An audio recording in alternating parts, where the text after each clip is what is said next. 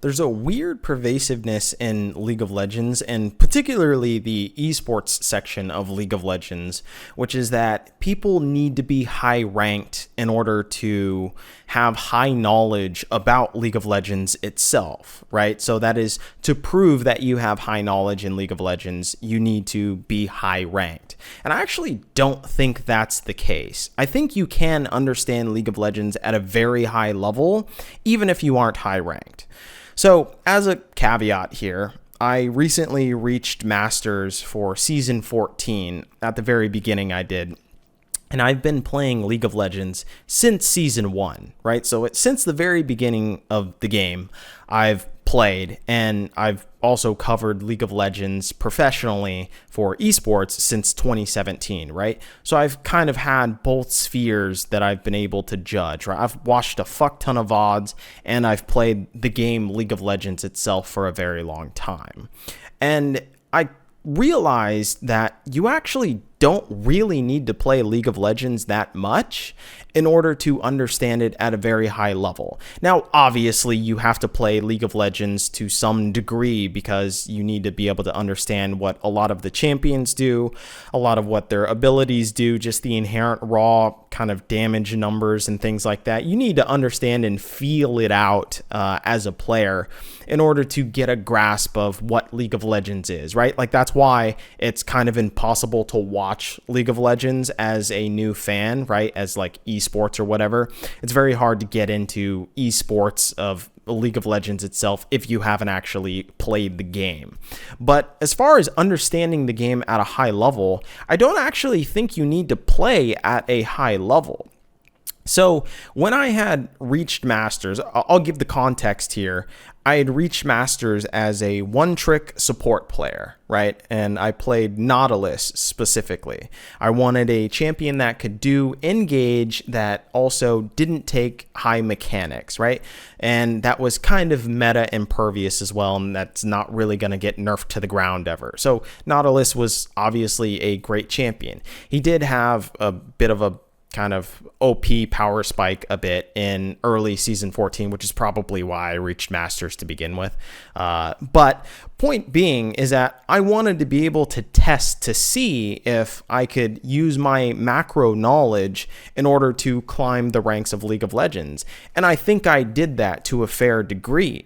Now, as far as the idea of climbing in League of Legends itself, I think you can use an entire macro aspect, and a lot of it was mental, by the way, as well too. Like, there's a lot of fucking crybabies in League of Legends. So as long as you keep a very strong mental and you also have a high sense of macro, you should be able to climb really fucking easily. And if you have high sense of micro, you can also do that as well. You can either have micro or macro. It doesn't really matter. You need to have one of those at least, and then high mental capacity, and you'll be able to climb up very high.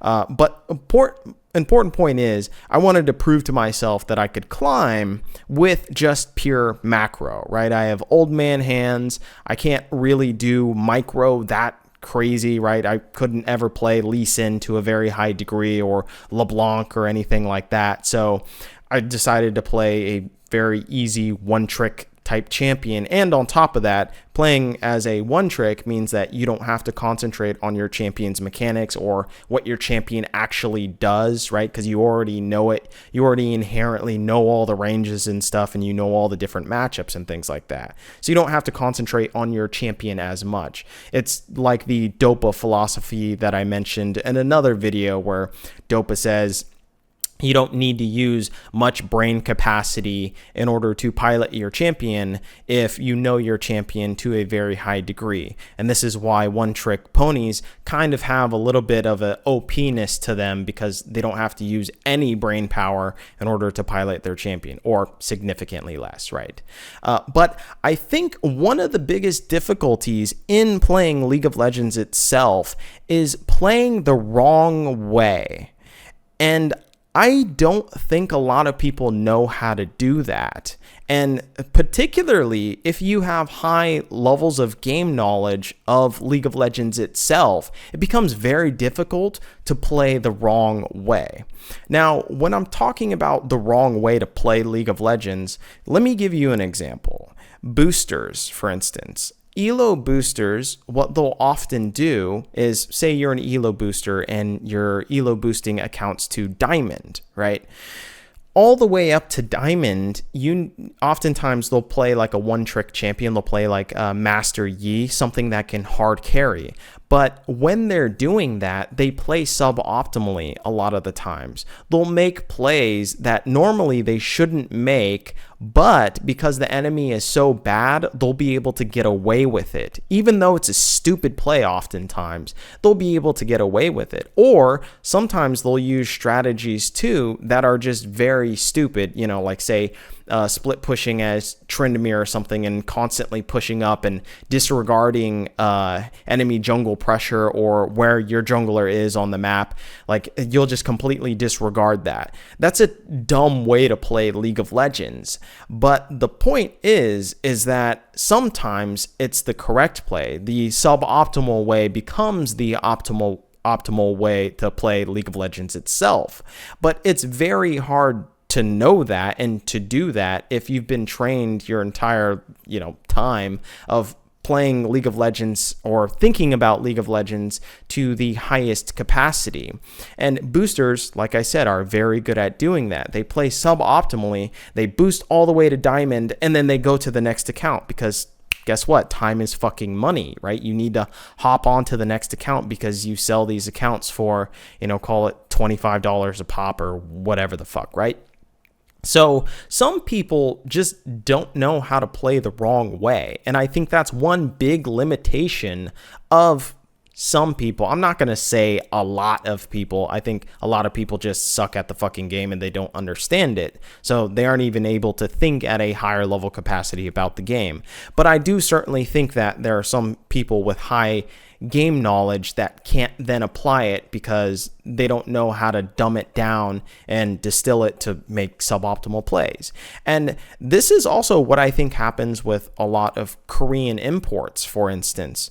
Korean imports, when they come over to the LCS, they are playing at a way lower level league, obviously, and then secondly, sometimes they'll often make very stupid plays like, invading when they shouldn't be invading or, making a play on the map when they shouldn't be making a play on the map. But actually, when you review the play, you actually see that it should be the correct play to make, but it's made incorrect because their teammates don't actually know that that's the correct play to make. So therefore they don't follow up and it becomes the suboptimal, play entirely, right? And like, this is the whole concept of like trying to follow in and like do the whole high mentality, right? If everyone does a bad play and you're all in on it, it then suddenly becomes a good play. But it's still a bad fucking play. It's just you kind of made it better because everyone is in on it. So sometimes you do have to know how to play in a suboptimal way in order to make it optimal, but not everybody knows how to do that. Now, there's also the other huge caveat is that some people just literally have zero mechanics. Some people don't know how to play, as mechanically in League of Legends itself. I think League of Legends is a very mechanical game. You even look at the difference between League of Legends and Dota. I would say League of Legends is way more mechanically intensive than Dota ever is or ever was. I used to play Dota back in the day as well too, and League of Legends is definitely more mechanical. But some people just have zero mechanics, and I think sometimes it takes like different reaction speeds or different hand-eye coordination or spatial awareness that some people don't have. And actually also technically I think the male and female female brain are different in that aspect as well too. I believe women have less spatial awareness than men, and men have better hand-eye coordination as well. So what happens if, females have high understanding of the game, but they just don't have very high mechanics? That's another group of people that you're literally saying, oh, okay, just because you don't have mechanics and you can't climb up high, that means you know nothing about League of Legends. I don't think that's necessarily true.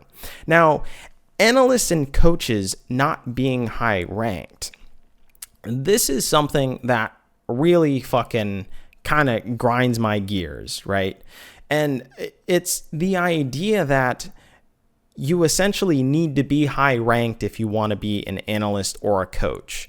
And I think it's because of who watches the Watchmen, kind of, right? So it's to say, if I'm a GM and I don't really understand League of Legends to a fairly high degree, then how am I going to be able to judge if a coach or an analyst knows the game to a high degree?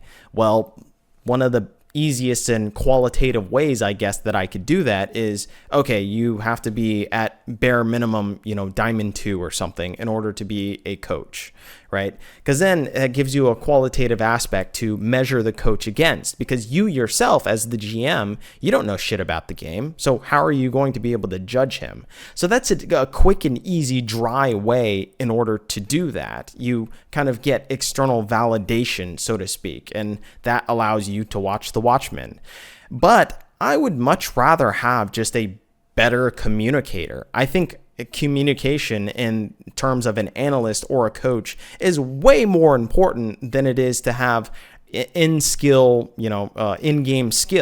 And really, I think League of Legends itself is actually tons more about just a hands diff, right? As far as solo queue is concerned, and what I have gone through as far as like my solo queue journey, most of the fucking game is decided through a hands diff. A lot of the times it's people doing hands diff through the laning phase and then you winning through the laning phase. We've all been through a lot of those games to where your fucking top laner goes 0-5 and you lose the game because the enemy has a fucking 5-0 top laner. Like, what are you going to do against that, right? And it's like Fiora or something.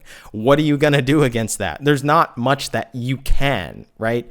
So there's a lot of hands diff and hands checking that goes on in solo queue. And if you have a high amount of micro, and you're able to counteract that hands diff, and maybe you have better hands, suddenly you win the game of League of Legends, right? There's not a ton of games that are decided by macro as far as the lower elos are concerned. A lot of the times, most of the time you can mitigate the micro aspect or the hands diff aspect in higher elo once you get good enough at doing the hands, and being good at micro itself and micro decisions. But a lot of solo queue and climbing is actually just through hands diff. So I don't think that necessarily correlates to high game knowledge or philosophy about League of Legends itself. And here's the other thing. I think you actually learn more from VODs than you actually do playing the game League of Legends. And something that I think one of the most intelligent things that I've heard as far as the philosophy about League of Legends or studying the game was from Monte Cristo, when I don't know where he said this, but he said that I think you can learn a lot from VODs, but the problem with watching VODs is it's not as fun as playing the game League of Legends. And he fully admits that it's way more fun for a lot of different people, actually, to play League of Legends rather than to watch League of Legends. And so no one wants to put in the fucking homework of grinding the VODs themselves. And I think I like to equate this of the difference of, say, an LS versus a Monte Cristo. This is not to say that LS hasn't done his fair share of grinding VODs. I'm not saying that. But as a pure person who grinds VODs themselves of Monte Cristo versus someone who actually puts some significant amount of emphasis on solo queue and, climbing through the ranks and creating, I guess, good micro habits and playing the game in LS, those are two different completely different philosophies about the game, but I think Monte Cristo still understands the game to a very high degree. He has very high game knowledge, and I don't think he's even high elo. So I think you can learn a fuck ton about VODs, but the problem then and this is the point or the part that people don't want to hear, is that it's very hard to see the expression of League of Legends knowledge without actually seeing it in game and then playing the game itself. So there are 3 different concepts of being able to express your League of Legends game knowledge. One is through elo. I think that's very easy, right? We can all understand of what expressing League of Legends knowledge would be through elo. It's just, what the fuck is your rank, right? Oh, okay, you're Masters. All right, that means you know quite a lot about the game and you're, top 1% in, this server or whatever. That means you're pretty fucking smart about the game, but you aren't the best. And then also, of course, here's the fucking other hidden part. No matter how high you get in elo, people will still say, oh, well, you aren't fucking Grandmasters, or you aren't Challenger, or you aren't top 50, or you aren't in LCS, or, or you aren't in LCK, et cetera, right? So there will always be some bar that any hater would want to put up to you anyways. But point being, elo is very qualitative, right? So that's one way to express your League of Legends knowledge. The second way is through concepts, and it's through fundamental concepts, and it's to break down concepts like, for instance, breaking down lane swaps, right? That would be an easy way to, or not an easy way, but it would be a way to express your League of Legends knowledge. You could express it through concepts of, hey, this is a concept, it's called lane swap. Here's what lane swap is, here's what it does, here's how to do it, here's when to see it, here's when it's bad, et cetera, right? And the third way to do it is through content, right? This is what I kind of do, right? It's creating League of Legends content, creating videos, creating articles, right? And expressing it through that way. Now, the caveat with doing content is that oftentimes you have to water it down, because even like a video like this is not the most flashy or entertaining or a TikTok brain type shit of just a full stimuli and people paying attention and whatnot. So you can't go into super advanced concepts, or else then you lose the fucking majority of your audience, right? Like, you could go very deep into a video about lane swaps, and you could express every single instance about lane swaps and every philosophy about the lane swap strategy. You could do that, and it could be 60 minutes or whatever, but it's not going to be as entertaining as getting at least 85% of the entire content, mapping it all out and making it into an entertaining product and allowing more people to access it and to understand it. I think that's how you better the space of overall, call it League of Legends consciousness, as it were, which is my approach instead. That's a way better function of my time. But those are the 3 different ways to express League of Legends knowledge. But I think the problem is that the community appeals to authority way too much in the space. And I think it's mostly actually because the League of Legends audience is very young. So young people just appeal to authority a lot. They like to admit that they don't, and they like to admit that they're rebels and shit, but really they appeal to authority throughout their entire fucking, young adult life or teenage life, etc. And they have to kind of get advice or get a way to walk through life itself from different authorities. And that's just a good way, actually, in order to go through life in general, is to find people that are smarter than you or that have more experience than you and learn from them and absorb their shit and then mold it as your own. But somewhere in life, you're going to need to be able to do this. You have to appeal to authority, which is why I think it's so enticing. But I just think League of Legends and the landscape itself overdoes it. But you think of all the different aspects in your life, you're gonna have to appeal to authority at some point. Say, I'm a mechanic, right? So I know a lot about cars, but if I wasn't, I would have to appeal to a fucking authority of a mechanic. I don't know, like say you don't know what a turbocharger does, or you don't know how to change spark plugs, or, you don't know how to do an oil change or whatever. You're going to have to appeal to authority. You're going to have to go to the Toyota dealership or whatever and get that service done. That's appealing to authority. COVID, for instance, right? That was everybody appealing to authority. That was saying, okay, well, these doctors, they probably know more than us. I'm not a fucking doctor. Like, what do I know? Let's appeal to authority. So we do that every day. So I'm not saying that appealing to authority in and of itself is bad, but I think it's done too frequently. And it's also done kind of too much in the esports space specifically, when it probably shouldn't be done that much, because it's the highest pinnacle of the game of League of Legends itself, right?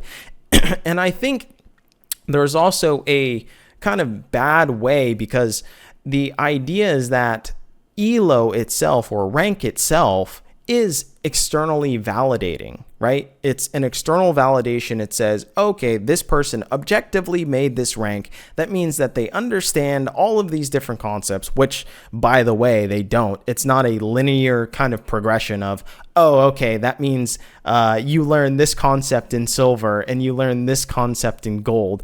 Generally, yes, but you can also skip those different concepts, and you could not learn those until fucking masters. There are some things that you can't get away with not learning, but there are certainly some things that you can. So there's a whole bunch of shit, like even micro aspects. I'm sure I got away with a lot of different shit getting to masters that I didn't need to fucking learn, and it may bite me in the ass if I try and make Grandmasters or Challenger. But for right now at Masters, I don't really need to fucking learn it. And maybe my whole game would be better if I did learn it. But hey, it's no big fucking problem. But point is, I think external validation by players or other high community figures, if you're not high ranked, is the only other way that you can actually get validated within the League of Legends esports landscape.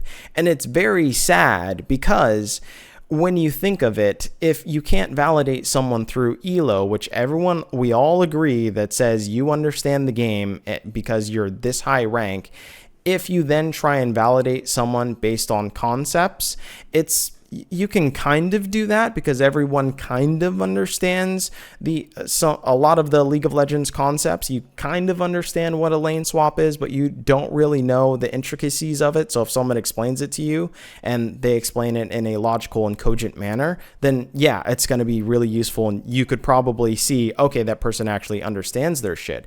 But as far as like more advanced concepts, or if they break down into the very, very nitty gritty, you're going to get fucking lost, and then you're not going to know because they're speaking way above your level, right? They're speaking at a black belt level and you're a fucking, I don't know, brown belt or something. Well, I guess brown belt, I think, is technically right under black belt, but like purple belt or some shit, right?